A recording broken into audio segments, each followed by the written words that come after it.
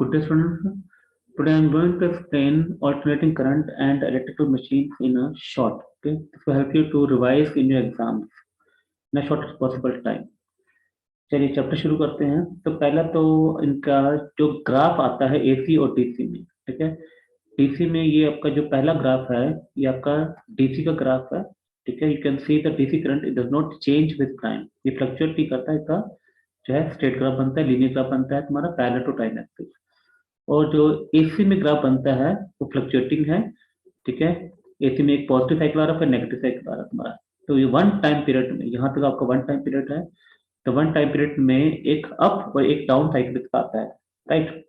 अब इस तरह के ग्राफ को रिप्रेजेंट करने के लिए हम जो इक्वेशन यूज करते हैं वो यूज करते हैं ये वाला, ठीक है। E equal to E not sine omega T. जो ई नॉट है ये एसी की इंस्टेंटेनियस वैल्यू है और ई नॉट क्या है, उसकी पीक वैल्यू है।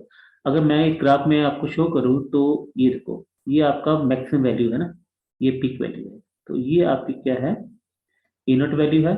और किसी भी समय मान लो मैंने इस पॉइंट पे एसी वैल्यू निकालनी है या इस पॉइंट पे निकालनी है या इस पॉइंट पे निकालनी है, तो ये जो आपकी वैल्यू दे देगा ये क्या देगा, ये आपकी देगा इंस्टेंटेनियस वैल्यू, दैट इज ई, ठीक है। क्योंकि उसके साथ आपका ओमेगा चेंज हो रहा है थोड़ा। तो हमारा तो फॉर्म जो इक्वेशन यूज करना वो क्या है, E equal to E not sine omega T. इसका और भी फॉर्म है, ओमेगा की वैल्यू आप 2 पाई बाय टी भी पुट कर सकते हो, या इसको आप 2 पाई 1/t क्या होता है, फ्रीक्वेंसी न्यू। तो इन तीनों में से आप कोई भी फॉर्म यूज कर सकते हो, डिपेंड करता है कि न्यूमेरिकल में आपको क्या दिया है और आपको क्या निकालना है।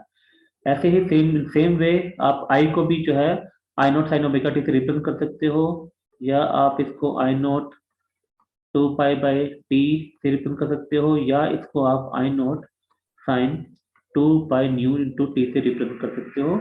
और याद रखना, जो ई नोट है और जो आई नोट है ये दोनों जो है इसी की क्या है, peak EMF and peak current की वैल्यू है तुम्हारी, ठीक है। और थर्ड में मैंने आपको रिलेशन बता दिया, ओमेगा की वैल्यू क्या होता है 2 पाई बाय टी, या टी होता है 2 पाई बाय ओमेगा होता है तुम्हारा। अब उसके बाद आती है इसकी एवरेज वैल्यू, ठीक है। अगर हम पूरा टाइम पीरियड ले तो आप देख सकते हो एक टाइम पीरियड में, ये जो मैंने मेंशन किया है, एक टाइम पीरियड में उसका एक पॉजिटिव साइकिल आता है, एक नेगेटिव साइकिल आता है। तो दोनों का जो है टोटल एवरेज क्या आ जाता है, तो जीरो हो जाता है। तो अगर आप एसी की एवरेज वैल्यू लोगे for whole time period, one time period, उसका जो वैल्यू आएगा वो आएगा आपका जीरो, ठीक है। और अगर आप हाफ टाइम पीरियड लेते हो, अब हाफ टाइम पीरियड में तो हमारे पास हाफ साइकिल ही आएगा ना। हाफ टाइम पीरियड में हमारे पास क्या आएगा, सिर्फ ऊपर वाला साइकिल आएगा या नीचे वाला साइकिल आएगा, वो तो जीरो होगा नहीं तुम्हारा। उसकी जो वैल्यू है in terms off peak value of current जो आती है वो है 2 by pi into I not. अगर आप 2 को पाई से दैट इज 3.14 से डिवाइड करोगे तो आपका जो वैल्यू आएगा वो आएगा 0.637 आई नॉट, ओके। सिमिलरली आप एवरेज वैल्यू ऑफ ईएमएफ लिख सकते हो, ठीक है, for half time period that will B 0.637 E not. तो ये सेम इक्वेशन है, इस वैल्यू को आपने याद रखना है, ठीक है, न्यूमेरिकल में आपका काम आएगा, राइट। अब देखिए, अब हमने जब होल टाइम पीरियड के लिए एसी की एवरेज वैल्यू ली वो जीरो आ गई, तो फिर ठीक है, तो फिजिशियन ने एक डिफरेंट मेथड निकाला करंट को मेजर करने के लिए फॉर वन टाइम पीरियड। उन्होंने उसको बोल दिया रूट मीन स्क्वायर वैल्यू या इफेक्टिव वैल्यू। अब ये क्या है, ये है कि देखिए एक वायर में, ठीक है, करंट चाहे ऐसे जाए चाहे करंट ऐसे जाए, दोनों ही वे में इट विल प्रोड्यूस हीट, ठीक है। और हीट आपस में कभी कैंसिल नहीं होता है, हीट हमेशा क्या होता है, ऐड होता है तुम्हारा, राइट। तो हीट के बेस पे इन्होंने जो वैल्यू निकाली करंट की उसको उन्होंने बोल दिया आई इफेक्टिव या ई इफेक्टिव। देखिए मेरा लेक्चर सुनने से पहले आप प्लीज चैप्टर अच्छी तरह पढ़ लेना, ठीक है। आई एम गोइंग टू, मैं रिवाइज कर रहा हूँ, मैं चैप्टर एक्सप्लेन नहीं कर रहा हूँ, ठीक है। मैं चैप्टर सिर्फ रिवाइज कर रहा हूँ, तो टॉपिक पढ़ के ये लेक्चर सुनना, अदरवाइज कोई फायदा नहीं होगा, ओके। तो हीट के बेस पे इन्होंने जो इक्वेशन दी एसी करंट के लिए उसको उन्होंने नाम दिया आई इफेक्टिव, ठीक है। इसको हम रूट मीन स्क्वायर वैल्यू बोलते हैं, ज्यादातर हम यही वर्ड यूज करते हैं आरएमएस, ठीक है। ज्यादातर हम न्यूमेरिकल में जो वैल्यू वर्ड यूज करते हैं वो यूज करते हैं आई आरएमएस या ई आरएमएस, ठीक है। तो आई आरएमएस की जो वैल्यू है दैट इज वो है आई नोट बाई रूट टू, यानी कि पीक करंट वैल्यू को रूट टू से डिवाइड करोगे तो आपके पास इफेक्टिव वैल्यू आ जाएगी, ठीक है। और 1/√2 जो वैल्यू होती है उसकी होती है 0.707, अगर डिवाइड करोगे तो ये आपका आ जाएगा। सिमिलरली ई इफेक्टिव वैल्यू क्या होती है 0.707 आई नोट। तो भैया ये दोनों में आप प्लीज याद रखना ठीक है, ये हाफ टाइम पीरियड के लिए ऊपर वाला, ठीक है, it is 0.637 times I note, और जो इफेक्टिव वैल्यू है दैट इज 0.707 आई नोट। ठीक है, तो उसकी वैल्यू ज्यादा है इफेक्टिव वाले की, नेचुरली वो फुल टाइम पीरियड के लिए है, राइट। अब इतने से पोर्शन में न्यूमेरिकल किस तरह का बनता है, ठीक है, तो मैं एक एग्जांपल देता हूँ। तो एक चीज याद रखना, न्यूमेरिकल में अगर आपको दिया हुआ है कि कोई भी अप्लायंस है या हम घर में कोई वोल्टेज आ रहा है, मान लो 220 वोल्टेज आ रहा है, तो बेटा याद रखना ये जो वैल्यू है ना 220, ये आपका आर एम एस वैल्यू है, हमेशा याद रखना। ठीक है, it's always sorry, R M S value दी होगी आपको। ठीक है, अब देखिए, अब एक न्यूमेरिकल है कि हमारे घर में इलेक्ट्रिक मेस जो है उसमें मार्किंग लिखी हुई है 220 एंड 50 हर्ट्ज, राइट। ये हमें मार्किंग दी हुई है। तो बोलता है कि भाई जो आप इक्वेशन लिखो फॉर इंस्टेंटेनियस वोल्टेज। अब इंस्टेंटेनियस वोल्टेज के लिए जो इक्वेशन हम यूज करते हैं वो यूज करते हैं E equal to A nought sine omega T, right. हम ये वैल्यू यूज करते हैं। अब इसमें आप वैल्यू पुट कर सकते हो। ठीक है, अब ये ए नॉट क्या होता है, ये तो अपना टी की वैल्यू होती है। मैंने बताया कि जो वोल्टेज दिया होता है वो तो आरएमएस वैल्यू दिया होता है, तो आपको आरएमएस वैल्यू निकालनी पड़ेगी। वो कैसे निकालोगे, इस फॉर्म में देखो, ई इफेक्टिव या ई आरएमएस, आपका ई आरएमएस की जो वैल्यू है वो क्या है, E not by root two. अब आपको ई नॉट वैल्यू चाहिए तो रूट टू से मल्टीप्लाई कर दो, यानी कि 220 multiply by root two will be equal to E nought. आगे बिग वैल्यू पुट कर दो यहाँ पर, 220 रूट टू साइन। अब 50 हर्ट्ज, 50 हर्ट्ज क्या है, एसी की फ्रीक्वेंसी दी हुई है। डीसी की याद रखना, डीसी की फ्रीक्वेंसी बटा जीरो होती है, तो फ्लक्चुएट करता ही नहीं है। और इंडिया में एसी की फ्रीक्वेंसी कितनी है, 50 हर्ट्ज, यानी कि वो एक सेकंड में 50 बार ऊपर नीचे करता है। ठीक है, 50 साइकिल्स, ठीक है, कवर करता है वो एक सेकंड में, दैट इज फ्रीक्वेंसी। या आप बोल सकते हो कि 100 बार वो डायरेक्शन चेंज कर रहा है। ठीक है, तो ओमेगा की वैल्यू जो है वो होती है 2 पाई एफ टी, ये हम कर चुके पीछे। 2 पाई इंटू एफ की वैल्यू आपकी 50 है, इंटू टी, लो भी बन गई इक्वेशन, ये हमारा आंसर आ चुका है। ठीक है, आई होप आपको ये न्यूमेरिकल क्लियर हुआ होगा। ठीक है, तो याद रखना बेटा भी, जब भी ये वैल्यू दी होती है आपको न्यूमेरिकल में, कौन सी वैल्यू दी होती है, रूट मीन के वैल्यू दी होती है, उसी के अकॉर्डिंग आपने ये न्यूमेरिकल को सॉल्व करना है, राइट। एक और छोटी सी चीज बताता हूं मैं। ठीक है, कई बार पूछ लेते हैं कि भाई एसी और डीसी में से ज्यादा डेंजरस कौन सा है। ठीक है, अब मैं बताता हूँ, देखो इसका क्या है, इसका बताओ। देखो अगर मान लो कि मैं 220 डीसी की बात कर रहा हूँ और 220 एसी की बात कर रहा हूँ, आपसे पूछा गया कि दोनों में से डेंजरस कौन सा है, वोल्टेज सेम है, लेकिन जो मेन्स में होता है, हम वहां पर क्या कौन सी वैल्यू लेते हैं, एसी की आरएमएस वैल्यू लेते हैं। डीसी सेम रहेगा, डीसी का जो वोल्टेज है, डीसी का 220 है, 220 ही रहेगा, it will remain same. But AC के लिए क्या होती है, आरएमएस वैल्यू होती है हमारी। ठीक है, तो आरएमएस वैल्यू निकालने के लिए आपको क्या करना पड़ेगा, ठीक है, आपको जो आपका ये 220 है, ठीक है, तो रुको जरा, तो ये आपका जो 220 दिया हुआ है ये एसी का, ये आपका क्या है, ई आरएमएस है। और यहाँ से अगर आपने पीक वैल्यू निकालनी है, that will be root two times 220, तो इसका जो आंसर आएगा वो आएगा आपका 311 वोल्ट। यानी कि 220 वोल्ट जो दिया है वो सेम रहा आपका, राइट। लेकिन 220 वोल्ट एसी का मतलब है उसका जो पीक वैल्यू वो 311 होगा, तो इसकी वोल्टेज हाई है compare to DC, that's why it's more dangerous than DC. Okay, इसमें एक और क्वेश्चन बनता है कि can you use ammeter, right, normal ammeter जो आप डीसी नापने के लिए यूज करते हो, क्या आप उससे आप एसी को मेजर कर सकते हो, तो इसका आंसर है नो। क्यों, क्योंकि एसी जो है वो फ्लक्चुएट कर रहा है, राइट। इस मतलब 1 सेकेंड में वो 50 टाइम्स जो है उसका नीडल जो है, राइट, वो लेफ्ट राइट होगा, राइट। और आपकी आइज की परसेप्शन इतनी है ही नहीं कि आप इसको नोट कर पाओ, तो आपके लिए कॉन्ट्रीज हो जाएगा, तो आपको लगेगा कि ये एक ही जगह पर खड़ा है, राइट। तो you can not measure AC by using ammeter which is meant for DC. तो एसी को मेजर करने के लिए क्या होगा, तो एसी को मेजर करने के लिए हमारे पास अलग से एक एसी एमीटर होता है। ऐसे ही एसी वोल्टेज नापने के लिए हमारे पास अलग से एसी वोल्टमीटर होता है, राइट। तो एसी एमीटर और एसी वोल्टमीटर जो है वो हीटिंग इफेक्ट पे काम करता है। जिसमें बताया ना आईआरएमएस का कंसेप्ट है हमारा, राइट। तो ये हीटिंग इफेक्ट पे काम करता है, तो याद रखना। तो जो जो एमीटर हम डीसी के लिए यूज करते हैं उससे हम एसी मेजर कर नहीं कर सकते हैं, क्योंकि वो फ्लक्चुएट करता है, we can not note the changes, right. इसके लिए हम एसी एमीटर यूज करते हैं जो हीटिंग इफेक्ट पे काम करता है, और एसी वोल्टेज नापने के लिए हम भी उसके लिए भी हम एसी वोल्टमीटर यूज करते हैं। ओके, चलिए अब नेक्स्ट टॉपिक देखते हैं हमारा। Next we going to discuss AC circuit containing various electronic electrical components. अब देखो पहले आप कॉलम में आप देख सकते हो कि हमने एक ऐसा एसी सर्किट लिया है इसके में जिसमें सिर्फ रेजिस्टेंस है, सिर्फ आर जुड़ा हुआ है। तो इसमें जो ई की वैल्यू होती है that is instantaneous voltage is given by E not sine omega T, और आई की वैल्यू भी होती है I not sine omega T. आप देख सकते हो कि दोनों में कोई भी फेज डिफरेंस नहीं है, that is phase difference zero है। याद रखना कि ऐसा एसी सर्किट जिसपे सिर्फ आर लगा हो, रेजिस्टेंस लगा हो, उसमें करंट और ईएमएफ में फेज डिफरेंस कितने का होता है, जीरो होता है। And that peak value of current is given by E nought by R.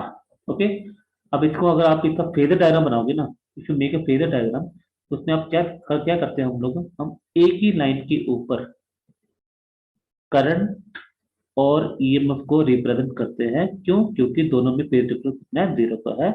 और ये जो एंगल है ये है initial phase that is omega T, जो ऊपर मैंने दिखाया हुआ है, और sign omega T cos omega T में लगा हुआ है, ये ओमेगा ये होगा हमारा। क्लियर है? अब सेकंड सर्किट देखिए, उसमें क्या लगा हुआ है आपको, ये प्योरली इंडक्टर है। एक ऐसा एसी सर्किट जिसमें सिर्फ क्या लगा हुआ है, एक इंडक्टर लगा हुआ है।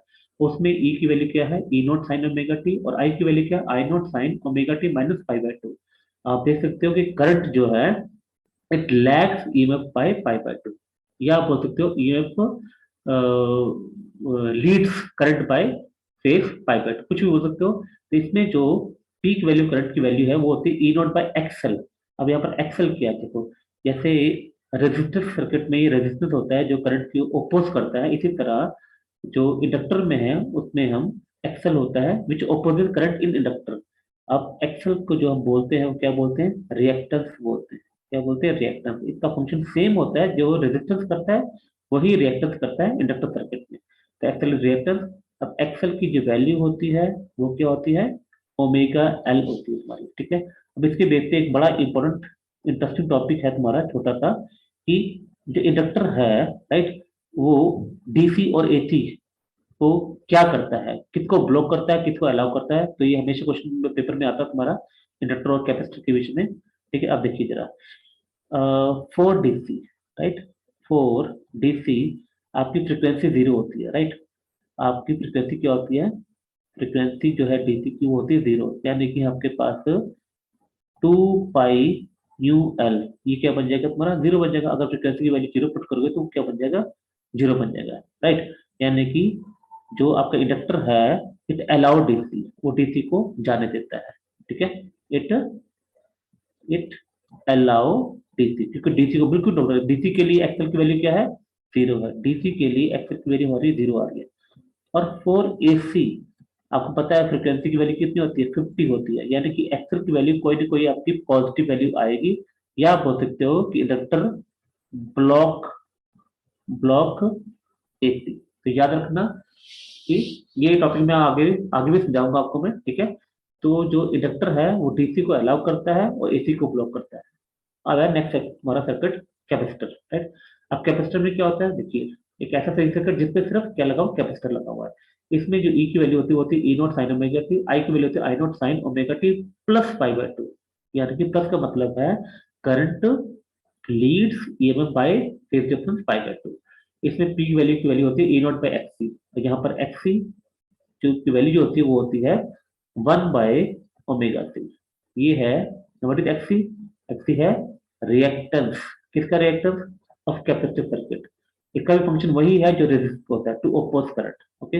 अब डीसी के लिए, ठीक है, फ्रीक्वेंसी की वैल्यू क्या होती है, जीरो होती है तुम्हारी, यानी कि एक्ससी की वैल्यू क्या आ रही है, वन बाय अब जीरो आ गया तुम्हारा, अगर 1/0 आ गया तो वो क्या बन गया, इन्फिनिट बन गया। यानी कि जो आपका कैपेसिटर है, इट ब्लॉक डीसी, वो डीसी को ब्लॉक करता है और एसी को वो जाने देता है, क्योंकि एसी की वैल्यू जो है वो कोई ना कोई वैल्यू नीचे आएगी, जो भी आप पुट करोगे ना 50 जो भी आएगी, तो वो वैल्यू जो है वो डिक्रीज हो जाएगी तुम्हारी, राइट।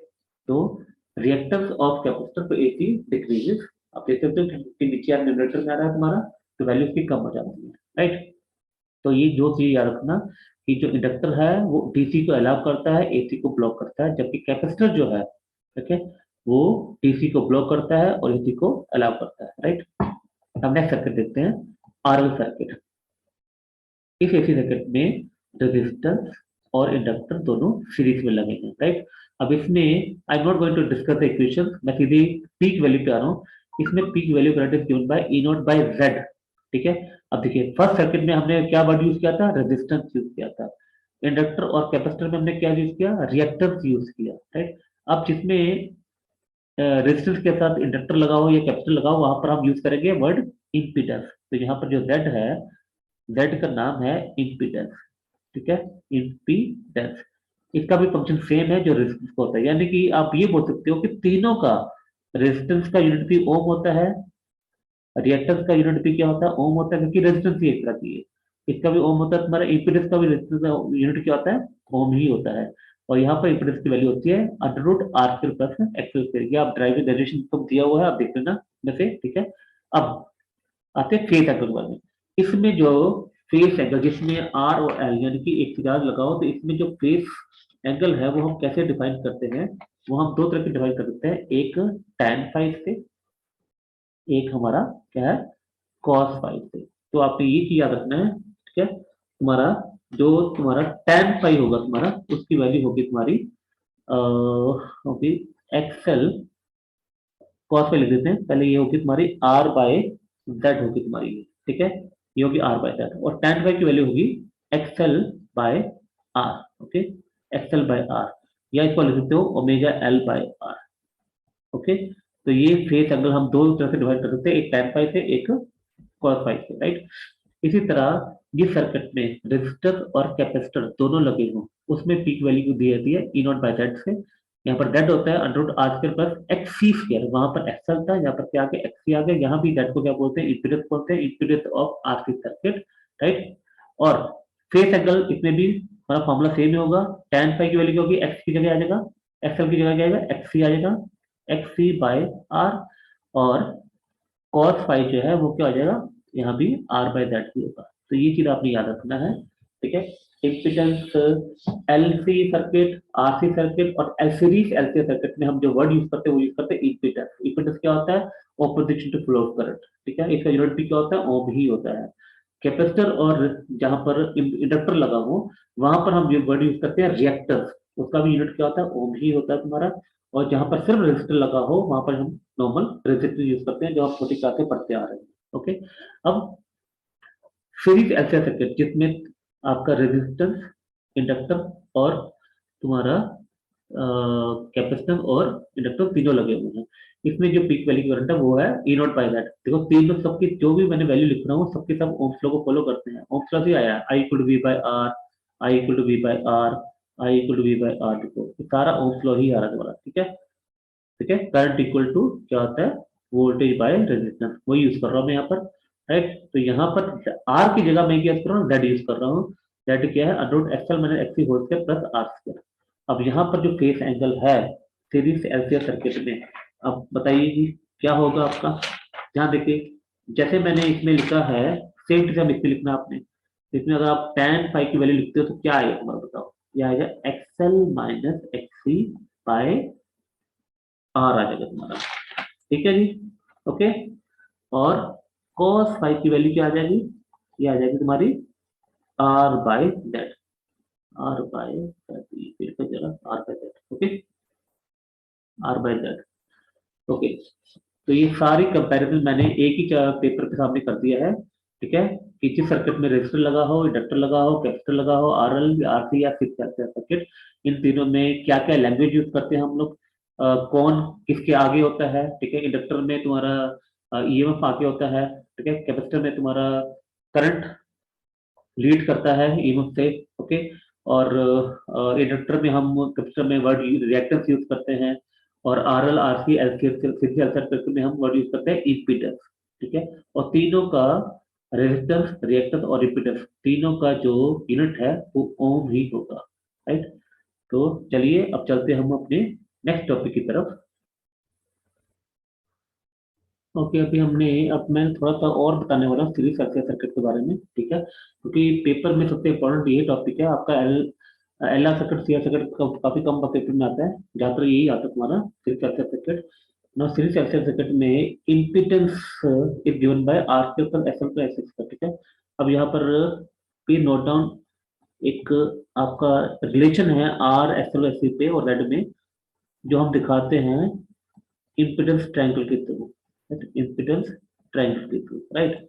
अब ये एक राइट एंगल ट्रायंगल है जी, राइट। इसमें आपका, ये आपका z होता है तुम्हारा, ये आपका एक्सएल माइनस एक्स यहाँ होता है परपेंडिकुलर, और यहाँ पर आपका फेस एंगल होता है, और यहाँ होता है आपका आर होता है तुम्हारा, ठीक है। इस ट्रायंगल को बोलते हैं इम्पीडेंस ट्रायंगल, जिसमें हाइपोटेन्यूज में z होता है, that is impedance. XL minus x तुम्हारा परपेंडिकुलर हो गया, और बेस में आर होता है। तो यहाँ से भी आप tan फाई की वैल्यू निकाल सकते हो। देखो tan फाई की वैल्यू क्या आ गई, perpendicular upon base, that is XL minus X by R. और cos फाई क्या होता है बेटा जी, बेस ओवर हाइपोटेन्यूज, बेस यहाँ पर क्या आर और हाइपोटेन्यूज क्या जेड। तो इस ट्रायंगल से भी आप फेस एंगल का रिलेशन निकाल सकते हो, ठीक है। अब impedance of axis circuit is given by under root R square plus XL minus X whole square. इसको आप ऐसे भी लिख सकते हो। अब एक्सएल का वैल्यू क्या होता है, ओमेगा एल होता है, एक्स क्या होता है, 1 बाय ओमेगा सी होता है, हम ये पहले भी कर चुके हैं, ठीक है। तो इन दोनों तरफ से आप इम्पीडेंस ऑफ एक्सिस सर्किट को रिप्रेजेंट कर सकते हो। अब एक कंडीशन है रेजोनेंस कंडीशन, ये है बहुत इंपॉर्टेंट है आपका। अब रेजोनेंस कंडीशन का मतलब क्या हुआ, देखो। अब रेजोनेंस कंडीशन का मतलब है कि जब एलसीएफ सर्किट में करंट जो है वो मैक्सिमम हो जाएगी, ठीक है। जब एलसीएफ सर्किट में करंट मैक्सिमम होगा तब हम बोलते हैं कि भाई ये रेजोनेंस पे होता है। अब करंट मैक्सिमम कब होगा, जब आपका आर या बोलते हो जेड जो है रेजिस्टेंस, वो क्या होगा आपका मिनिमम होगा। अब जेड का वो वैल्यू तो ये है हमारा पास, है ना, Z equal to under root R square plus omega L 1 by omega C का होल स्क्वायर। अब जेड मिनिमम कब होगा, जब हमारी अंदर वाली टर्म जो है, ये टर्म जो है ये जीरो के बराबर हो जाए। अगर मैं इसको जीरो के बराबर कर दूं, omega L minus 1 by omega C को जीरो के बराबर कर दूं, तो यहाँ से मेरे पास क्या होगा, omega L equal to 1 by omega C, या मेरे पास आ गया omega square equal to 1 by L C, तो ओमेगा मेरे पास आ गया 1 by under root L C, ठीक है। तो ये है रेजोनेंस कंडीशन की फ्रीक्वेंसी, ठीक है। या आप अगर आप ओमेगा की वैल्यू पुट करते हो 2 पाई एफ यू पुट कर देते हो, तो आपकी न्यू की वैल्यू क्या आ जाएगी, 1/2 pi under root L C. इसको बोलते हैं रेजोनेंस फ्रीक्वेंसी, ठीक है। कि इस एसी की फ्रीक्वेंसी पे जब आप ओमेगा एल और सी की वैल्यू को इतना ऐसे एडजस्ट करोगे ताकि आपका जो इम्पीडेंस जो है मिनिमम हो जाए, उस कंडीशन में जो एलसीआर सर्किट है वो क्या आ जाता है, रेजोनेंस कंडीशन में आ जाता है, और करंट उसमें मैक्सिमम हो जाता है।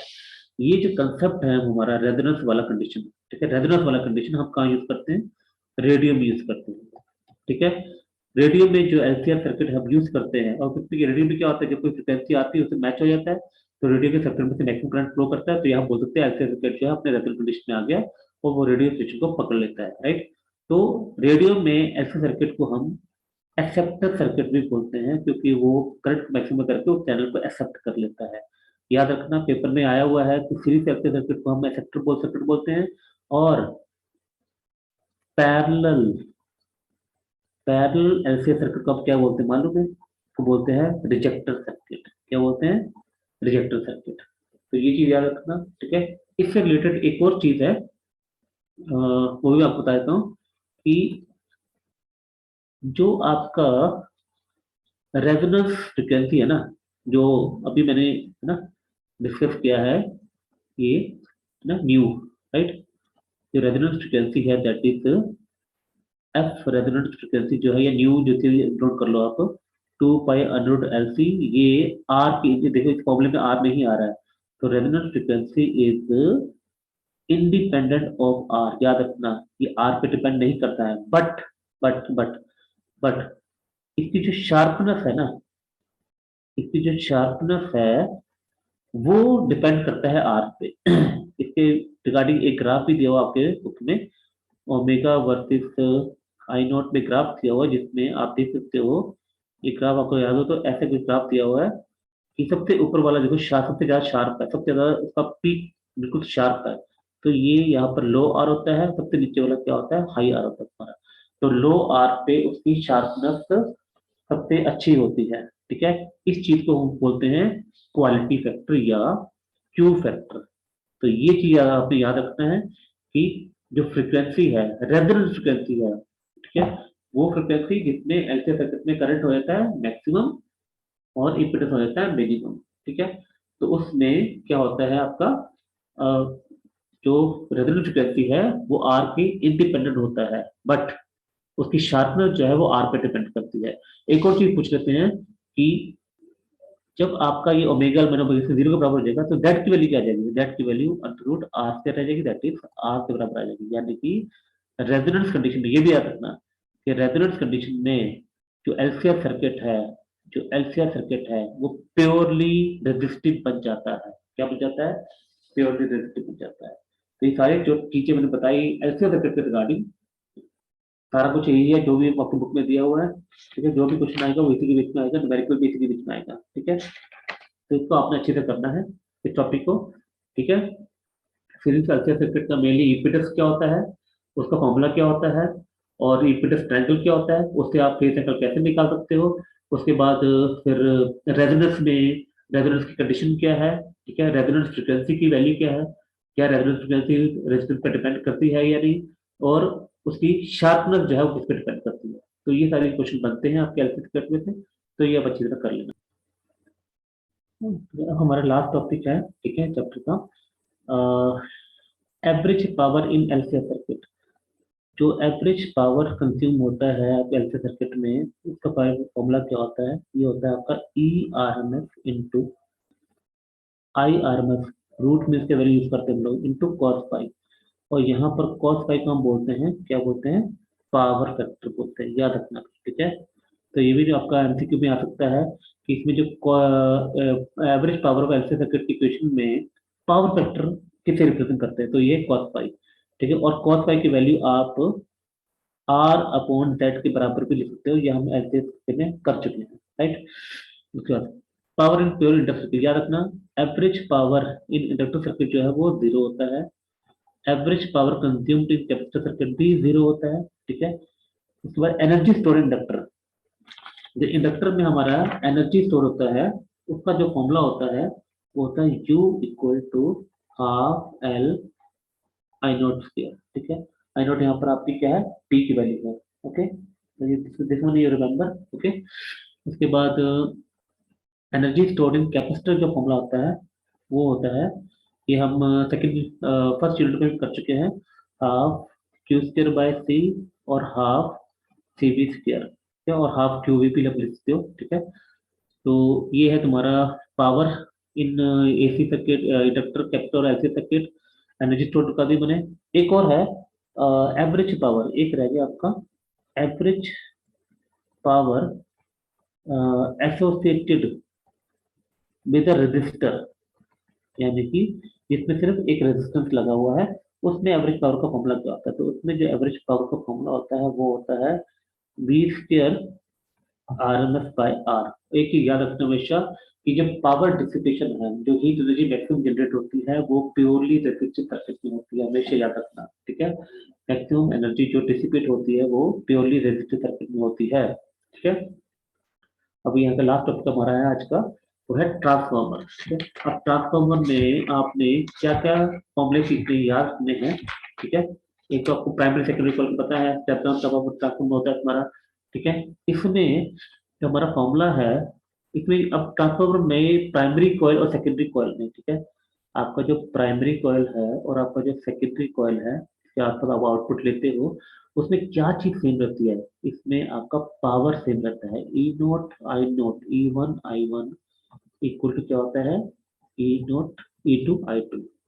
ये हमेशा याद रखना, P इक्वल टू VI से आया तुम्हारा पावर हमेशा सेम रहता है। कई बार पेपर में आ जाता है कि भाई ट्रांसफार्मर जो है वो स्टेप लो वोल्टेज को स्टेप अप करके हाई वोल्टेज कर देता है, तो is it disobeying law of conservation energy? नहीं, ये डिसओबे नहीं कर रहा है। ये अगर वोल्टेज बढ़ा रहा है तो करंट को क्या कर रहा है, डिक्रीज कर रहा है। हमेशा याद रखना कि ट्रांसफार्मर अगर वोल्टेज बढ़ाता है तो करंट को कम भी करता है, तो ये लॉ ऑफ कंजर्वेशन एनर्जी को डिसोबे नहीं कर रहा है। ठीक है, इसमें क्या पावर सेम रहती है।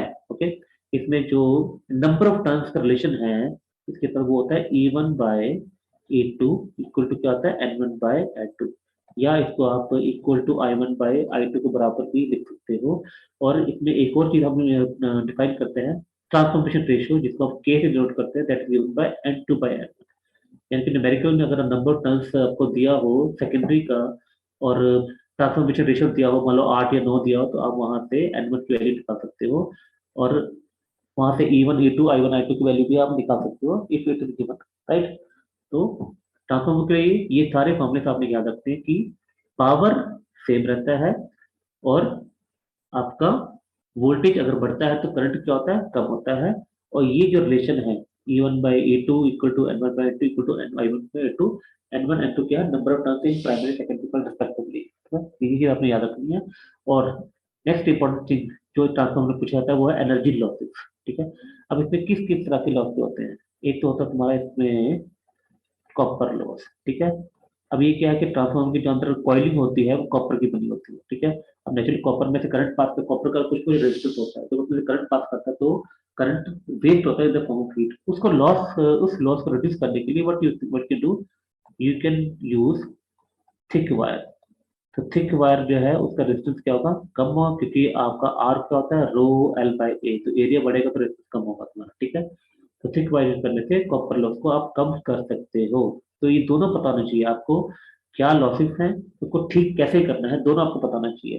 सेकेंड हाफ का लॉस जो इसमें है वो है एडी करंट लॉस। ठीक है, एडी करंट लॉस। अब ये क्या है कि जब भी मैग्नेटिक फ्लक्स चेंज होता है कॉइल के आसपास तो उसमें एडी करंट प्रोड्यूस होता है, जिसके कारण जो है electricity in the form of heat waste होती है। तो इसके लिए आप इसको इसको आप कैसे मिनिमाइज कर सकते हो, you can use laminated.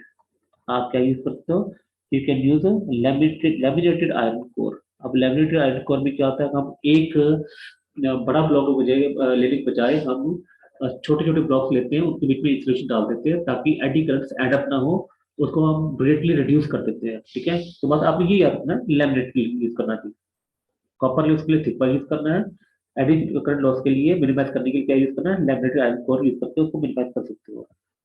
Third इस पे जो लॉस है वो है हिस्टेरेसिस लॉस। ठीक है, हिस्टेरेसिस लॉस। अब ये आपका आपने पढ़ा होगा कि इसमें एक ना वो जो ग्राफ बनता है तुम्हारा ऐसे करके ना, वो ऐसे ग्राफ बनता है तुम्हारा ना। अब जितना मोटा ग्राफ होगा, अब इसका जो एरिया होता है ना, इस ग्राफ का एरिया जो है वो हमें देता है energy loss per unit volume. इसका एरिया हमें देता है energy loss per unit volume, यानी कि इस ये जो ग्राफ है जितना पतला होगा उतना एनर्जी लॉस कम होगा। तो यानी कि हमें एक ऐसा मटेरियल ढूंढना है जिसका ये ग्राफ हो बिल्कुल पतला हो, नैरो हो। ठीक है, उसके लिए हम ये क्या यूज करते हैं, हम यूज करते हैं सॉफ्ट आयरन कोर। इसके लिए जो ये ग्राफ है ये नैरो होता है हमारा। ठीक है, चौथा जो है इसमें लॉस है वो है फ्लक्स लीकेज। ठीक है, अब क्या होता है, अब प्राइमरी में फ्लक्स चेंज हो रहा है and that flux same flux is linked with secondary coil also, तो कुछ ना कुछ फ्लक्स जो है वो एनवायरनमेंट में या आसपास लीक हो जाता है। वो लीक ना हो, सारा का सारा जो फ्लक्स चेंज हो रहा है प्राइमरी कॉइल में, वो सारा का सारा वो सारा का सारा जो है वो सेकेंडरी में भी लीक हो जाए, उसके लिए हम क्या कर सकते हैं, हम इसको मिनिमाइज करने के लिए हम इस तरह का अरेंजमेंट यूज करते हैं, यानी कि दोनों कॉइल को, प्राइमरी को और सेकेंडरी को एक दूसरे के ऊपर लपेट देंगे, इंसुलेट करते हैं। तो इंसुलेशन करने से उनमें कोई आपस में कनेक्शन नहीं होगा। तो एक ही उसके ऊपर लपेटने से क्या होता है कि जो भी फ्लक्स चेंज होगा प्राइमरी में वो सबका सब सेकेंडरी से भी लीक हो जाएगा तुम्हारा। ठीक है, तो we can minimise this loss by winding primary and secondary coil over one another, एक दूसरे के ऊपर लपेटने से फ्लक्स लीकेज जो है वो हम कम कर सकते हैं। लास्ट जो लॉस है ट्रांसफॉर्मर को वो है आपका हमिंग लॉस।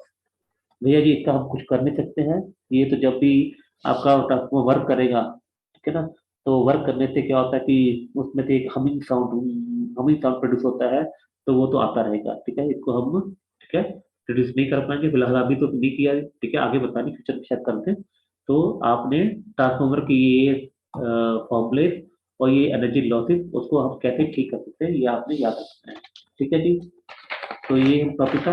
एक लास्ट टॉपिक हम एक और छोटा सा चीज रह गया कि जहां पर हम इलेक्ट्रिसिटी करंट प्रोड्यूस करते हैं, वहां से हम मान लो कि अब हम पंजाब में रह रहे हैं, तो हमारा जो करंट है, अगर भाखड़ नंगल डैम से करंट को यहाँ पे भेजना है तो वहां जनरेट होता है करंट ना, और वहां से यहाँ तक भेजना है वायर थ्रू वायर भेजेंगे।